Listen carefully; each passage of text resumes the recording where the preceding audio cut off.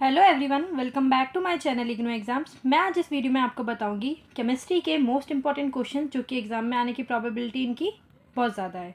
ये अभी तक 2020 से 2024 तक जो भी क्वेश्चन बार बार रिपीट हुए हैं, मैंने वही इसमें उठा के आपको बता रही हूँ कि इनको आप लर्न करके जाएंगे तो आपको ईजिली मार्क्स गेन हो जाएंगे और आप पासिंग मार्क्स तो गेन कर ही सकते हैं। ठीक है, तो इसमें हम बता देते हैं आपको पहले कि केमिस्ट्री का ये कोड है BCHCT 133, atomic structure and bonding, general organic chemistry and aliphatic hydrocarbons. ठीक है, ये इसका टाइटल है। इसमें आपको 2 पार्ट्स में क्वेश्चन पेपर मिलेगा। आपको 50 मार्क्स का पूरा आपका ये क्वेश्चन पेपर आएगा। 50 में से आपको 18 चाहिए पास होने के लिए। 2 पार्ट्स में बटा होगा, बट ऐसे कुछ नहीं है कि पर्टिकुलर एक पार्ट में आपको 9 चाहिए, ऐसे कुछ नहीं है। आपको टोटल ही 18 चाहिए तो आप पास हो जाएंगे। तो आपको पता है न्यूमेरिकल ऐसा है कि न्यूमेरिकल नहीं हम प्रेडिक्ट कर सकते कि किस टाइप का पूछ लेंगे, बट वेव लेंथ के ऊपर ज़्यादा पूछते हैं। ठीक है, तो ये है आपके most important questions of chemistry. ठीक है, क्वेश्चन नंबर 1 आप जो लर्न कीजिएगा, मैंने इसमें सिर्फ थ्योरी बेस समझाया है और जो कॉन्फ़िगरेशन वगैरह लिख सकते हैं। न्यूमेरिकल नहीं प्रिडिक्ट कर सकते कि कौन सा आएगा, इसीलिए मैंने न्यूमेरिकल एक भी नहीं बताया इसमें। बट न्यूमेरिकल की जो नंबर की क्वांटिटी होती है ना, वो भी कम होती है। तो अगर आपको सिर्फ नंबर चाहिए 18, मुझे चाहिए 18 तक आ जाएं, तो ये आप लर्न करके जाइएगा। इनमें से 2-4 तो रिपीट होते हुए मिलेंगे। तो क्वेश्चन नंबर 1 है आपका, state 5 postulates of Dalton's atomic theory. Dalton's atomic theory थी, उसके 5 पोस्टुलेट्स लिखना है। ये इंपॉर्टेंट है, 2 से 3 बार रिपीट हुआ है अभी तक, तो इसके पोस्टुलेट्स याद कर लीजिएगा आप, रिपीट होने के चांसेस हैं इसके। क्वेश्चन नंबर 2 है, the increasing order of ionisation energy. Ionisation energy क्या है, कैसे उनका इंक्रीजिंग ऑर्डर होता है, कैसे उनका डिक्रीजिंग ऑर्डर होता है। तो आपको एक पीरियोडिक टेबल तो याद होनी चाहिए कि कैसे इसमें इंक्रीजिंग ऑर्डर हो रहा है आयोनाइजेशन का, या फिर एटॉमिक बॉन्ड का, या कैसे भी, तो वो पता होना चाहिए। वो इंपॉर्टेंट क्वेश्चन है। किसी भी तरीके से घूम फिरा के पूछ लेंगे कि हाइड्रोजन बॉन्ड किस में ज़्यादा बन रहा है, या फिर आयोनाइजेशन एनर्जी किसकी ज़्यादा है, या किसी भी तरीके से। तो इसमें NaKLi, इनमें से किसकी ज़्यादा है, सोडियम, पोटेशियम और लिथियम। ठीक है, also give a reason for your answer. कुछ भी आपसे पूछेंगे कि इंक्रीजिंग ऑर्डर या डिक्रीजिंग ऑर्डर में लिखिए और कैसे कैसे इनकी बढ़ रही है या कैसे कम हो रही है, तो उसका एक रीज़न भी आपसे पूछेंगे। तो ये भी इंपॉर्टेंट है, किसी भी तरीके से एक क्वेश्चन ऐसा आएगा ही। नेक्स्ट क्वेश्चन है आपका question number 3, what is Hund's rule. Explain giving a suitable example what is the reason behind of this rule. ये एक इंपॉर्टेंट क्वेश्चन है, अभी तक 3 से 4 बार रिपीट हुआ है कि हंस रूल क्या है। सबसे पहले आप बताएंगे हंस रूल क्या है और उसका एक सुटेबल एग्जाम्पल भी देंगे, और इसके पीछे क्या क्या रूल्स हैं वो बताएंगे। ठीक है, इंपॉर्टेंट है ये भी, इसको लर्न कर लीजिएगा। क्वेश्चन नंबर 4 है, राइट इलेक्ट्रॉनिक कॉन्फ़िगरेशन ऑफ। ये आपको जरूर आएगा, आपको एटॉमिक नंबर या आपको ये जो पर्टिकुलर एक देंगे Fe3 या CO4, तो ये चेंज कर सकते हैं, बट ये इलेक्ट्रॉनिक कॉन्फ़िगरेशन लिखनी आएगी ही आएगी, ये मैं कंफर्म कर रही हूँ आपको, 101% आएगा ही आएगा ये। पर ये चेंज कर सकते हैं कि जैसे इसमें Fe3+ की एटॉमिक नंबर आपको दे रखा है, उसकी कॉन्फ़िगरेशन लिखनी है तो आपको कॉन्फ़िगरेशन लिखना आना पड़ेगा। ठीक है, तो इनका लर्न कर लीजिएगा, जो अभी तक 5 बार रिपीट हुए हैं, 5 से 6 बार। फर्स्ट है आपका Fe3+, एटॉमिक नंबर इसका दे देंगे आपको, 26 एटॉमिक नंबर है, इनकी कॉन्फ़िगरेशन लिख के बतानी है आपको। सेकंड है Cu, कॉपर का, एटॉमिक नंबर 29 है, इसका लिखना पड़ेगा। थर्ड है आपका क्रोमियम, क्रोमियम का Cr इसका सिंबल होता है और 24 इसका एटॉमिक नंबर है, इसकी कॉन्फ़िगरेशन लिखनी है। ये आप बना के लेके जाइए, बना के समझ के जाइएगा, ताकि आपको समझ हो सके कि कैसे कॉन्फ़िगरेशन लिखते हैं। La एटॉमिक नंबर इसका दे रखा है 57, इसकी बनानी है। Sr atomic number 38, atomic number आपको सबका दे देंगे, सिंबल दे देंगे आपको, उसका नाम पता होना चाहिए और एटॉमिक नंबर दे देंगे, फिर कॉन्फ़िगरेशन लिखनी आनी चाहिए। ठीक है, तो ये इंपॉर्टेंट है जो अभी तक रिपीट हुए कॉन्फ़िगरेशन के लिए। Cr एटॉमिक नंबर 24, देखो ये अभी दोबारा रिपीट हो गया। आर्गन 47, इनकी कॉन्फ़िगरेशन लर्न कर लीजिएगा, तो ये तो 101% आएगा। क्वेश्चन नंबर 5, ये भी इंपॉर्टेंट है, बोर्स थ्योरी क्या है, उसकी क्या लिमिटेशंस हैं, ये एक्सप्लेन करना है, ये इंपॉर्टेंट क्वेश्चन है। क्वेश्चन नंबर 6 है, using VSEPR theory predict the shape of IF5 molecule and carbonate ion. ये क्या है, ये भी एक वेस्पर थ्योरी के अकॉर्डिंग शेप कैसे बनाते हैं मॉलिक्यूल की, वो आपको बनानी आनी चाहिए। तो कोई भी आपको मॉलिक्यूल दे देंगे तो आप आसानी से बना देंगे। जैसे इसमें दिया है IF5 मॉलिक्यूल, उसकी वेस्पर थ्योरी द्वारा कैसे शेप बनेगी वो बताना है। और एक कार्बन आयन, कार्बोनेट आयन, उसकी शेप कैसे बनेगी वो बनाना है, ठीक है। तो ये भी इंपॉर्टेंट है।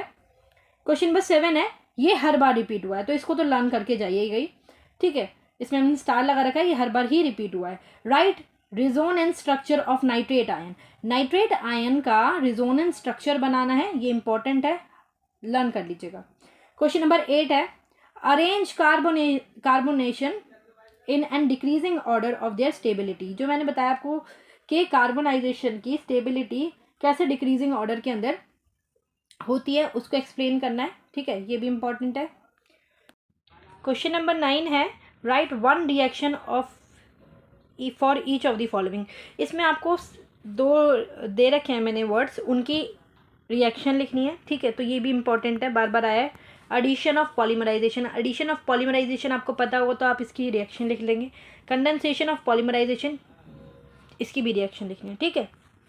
क्वेश्चन नंबर 10 है, give one example of each of the position isomer and chain isomer, तो आइजोमर्स कितने टाइप के होते हैं वो पता होना चाहिए, फिर उनके एग्जाम्पल लिखेंगे आप और उनकी पोजिशंस बताएंगे। क्वेश्चन नंबर 11 है, draw various conformation of cyclohexane, इसकी साइक्लोहेक्सेन की डिफरेंट टाइप की जो कन्फॉर्मेशन होती है वो ड्रॉ करके बतानी है आपको, ये भी इंपॉर्टेंट है। क्वेश्चन नंबर 12 है, स्टेट हक्कल्स रूल, जितने भी आपको रूल्स हैं ना वो आपको पूछ सकते हैं और ये अभी तक पूछे हैं बार बार, तो हक्कल्स रूल को भी आप पढ़ लीजिएगा, क्या है हक्कल्स रूल, लर्न कर लीजिएगा। क्वेश्चन नंबर 13 है, write the mechanism of writing reaction, written reaction के मैकेनिज्म क्या है, ये बहुत इंपॉर्टेंट है, बार बार रिपीट हुआ है, तो इसको भी लर्न करके जाइएगा। क्वेश्चन नंबर 14 है, 14 का फर्स्ट पार्ट है, write the IUPAC name of the following compound, इसमें कुछ कंपाउंड्स दिए गए हैं, उनके IUPAC नेम लिखने हैं आपको। IUPAC नेम क्या होता है उसको पता होना चाहिए सबसे पहले, फिर आपके उनके कंपाउंड के आप नाम लिख सकते हैं, ठीक है। तो इनके सॉरी इसमें मैंने अटैच नहीं किया है, मतलब इसमें जो भी आपको बेंजीन वगैरह बना के दे रखी थी तो उनके आपको लिखने हैं, तो आप लोग IUPAC नेम कैसे होते हैं और कैसे उनको लिखा जाता है वो आप लर्न कर लीजिएगा। इसमें मैंने उसकी फ़ोटो अटैच नहीं की क्योंकि इसको कॉपी पेस्ट नहीं किया जा रहा था इसके ऊपर, ठीक है। तो आप IUPAC नेम क्या होता है, कैसे बनाते हैं किसी कंपाउंड अगर कोई दे दें तो कैसे उसका नाम लिखना है, तो ये इंपॉर्टेंट है, आप ये समझ लीजिएगा खुद से। सेकेंड है आपका, ड्रॉ द एंटियोमर्स ऑफ 2-ब्यूटेनॉल, 2-ब्यूटेनॉल का एंटियोमर्स बना के दिखाना है आपको, ठीक है। 2-ब्यूटेनॉल क्या होता है उसका एंटियोमर बना के दिखाना है। क्वेश्चन नंबर 15 है आपका, right the resonance structure of the hydrogen chloride, which of the structure is the most important of one, क्या है रेजोनेंस स्ट्रक्चर बनाना है आपको हाइड्रोजन क्लोराइड का, तो इसमें आपको रेजोनेंस स्ट्रक्चर कैसे बनाया जाता है वो पता होना चाहिए। तो कोई भी अगर आपको दे दिया जाए कंपाउंड तो उसका आप रेजोनेंस स्ट्रक्चर बना लेंगे, तो उसका रेजोनेंस स्ट्रक्चर बनाना है किसका, हाइड्रोजन क्लोराइड का। Which of the structure is the most important one, कौन सा स्ट्रक्चर ज़्यादा इंपॉर्टेंट वन है वो एक्सप्लेन करना है, ठीक है। क्वेश्चन नंबर 16 है, compare any 4 properties of ionic and covalent compounds, covalent compound और आयनिक कंपाउंड कैसे हैं और उनकी कैसी कैसी प्रॉपर्टीज हैं वो 4 लिखनी है आपको कोई भी, ठीक है। क्वेश्चन नंबर 17 है, discuss the contribution of Rutherford explaining the structure of an atom, atom का स्ट्रक्चर रदरफोर्ड ने बताया था अपने एक्सपेरिमेंट पे, तो उनके क्या क्या कॉन्ट्रीब्यूशन थे एक्सप्लेन करने के लिए एटम को, वो बताने हैं आपको, ये भी इंपॉर्टेंट है, आपने सबसे पहले ही पढ़ा होगा जैसी केमिस्ट्री स्टार्ट हुई होगी।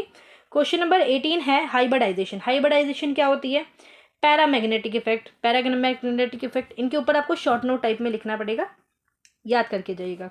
थर्ड है आपका covalent and coordinate covalent bond, covalent और कोऑर्डिनेट कोवेलेंट बॉन्ड कौन से होते हैं वो लिखने हैं और उनका एग्जाम्पल भी देना है।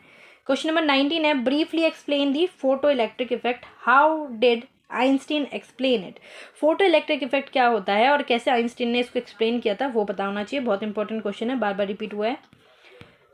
क्वेश्चन नंबर 20 है, लास्ट क्वेश्चन हमारा, name the 4 quantum number of an electron and give their significance, what is the Pauli's exclusion principle, Pauli's exclusion principle क्या है वो पता होना चाहिए सबसे पहले, वो एक्सप्लेन करेंगे आप, और कोई भी 4 क्वांटम नंबर ऑफ इलेक्ट्रॉन्स और उनकी सिग्निफिकेंस लिखनी है, तो ये इंपॉर्टेंट क्वेश्चंस थे आपके।